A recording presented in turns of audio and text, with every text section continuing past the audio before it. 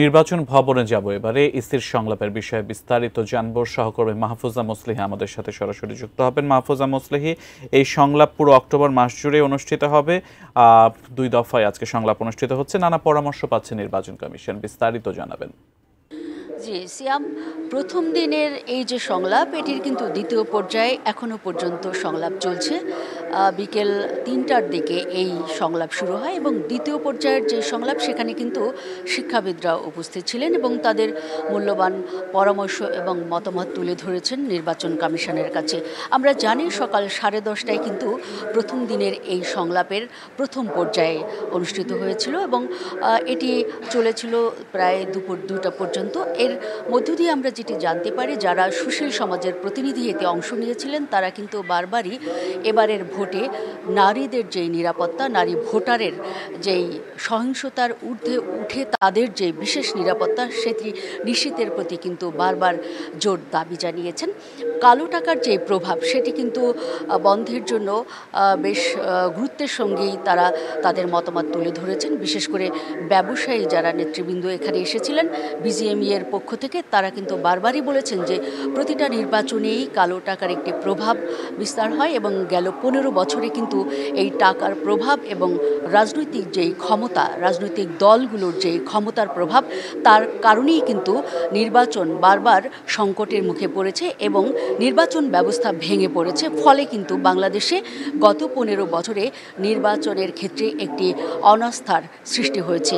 এই নির্বাচন কমিশনকে বারবার সুশীল সমাজ যে অনুরোধটি জানিয়েছেন, এই সংকট এবং আস্থার যে জায়গাটি সেটি কিন্তু আবারও পুনরুদ্ধারের জন্য যা যা করা দরকার, বিশেষ করে সততার সঙ্গে যেই সকল দল এবং ব্যক্তির ঊর্ধ্বে উঠে যেই পদক্ষেপগুলো নেওয়া দরকার সেটি কিন্তু তারা বারবার নেয়ার ক্ষেত্রে জোর দাবি জানিয়েছেন এবং পরামর্শ নানান রকম তুলে ধরেছেন। বিকেলের পর্যায়ে যদি আমরা বলি যে এইখানে যে বিষয়টি বারবার তুলে এনেছেন এবং বিশেষ করে যে দাবিগুলো তুলে ধরেছেন, পরামর্শগুলো তুলে ধরেছেন, মতামত তুলে ধরেছেন যারা শিক্ষাবিদ, তারা বারবার বলেছেন যে শিক্ষা খাতে যেই একনিষ্ঠতা এবং ধারাবাহিকতা সেটি যেন শিক্ষকরা বজায় রাখতে পারেন। সেজন্য কিন্তু আমরা দেখেছি যে এই নির্বাচনে গত নির্বাচনের মতো করে যাতে শিক্ষকদেরকে দায়িত্বে না রাখা হয় এবং শিক্ষার যেই মান সেটি যেমন এতে বজায় থাকবে এবং শিক্ষা প্রতিষ্ঠানগুলোতে পাঠ্যক্রমের যেই ধারাবাহিকতা সেটিও অক্ষুণ্ণ থাকবে।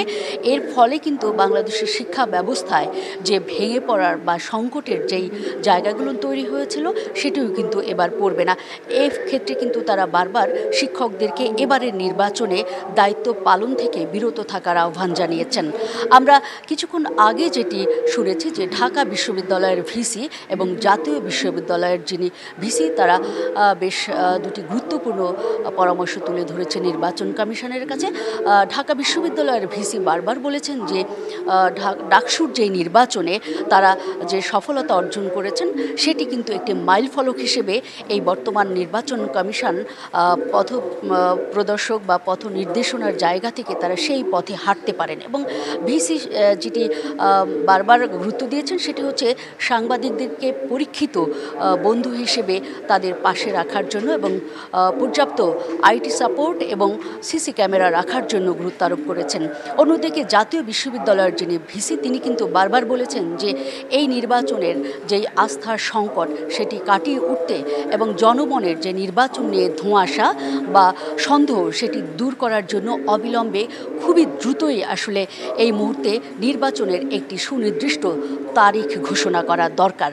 এরকম একটি কিন্তু তাগিদ উঠে এসেছে এবারের এই দ্বিতীয় পর্যায়ের যে সংলাপ সেখানে। এই ছিল আমার কাছে সিয়াম সবশেষ পরিস্থিতির খবর সংলাপের শুরুর দিনের এ পর্যন্ত।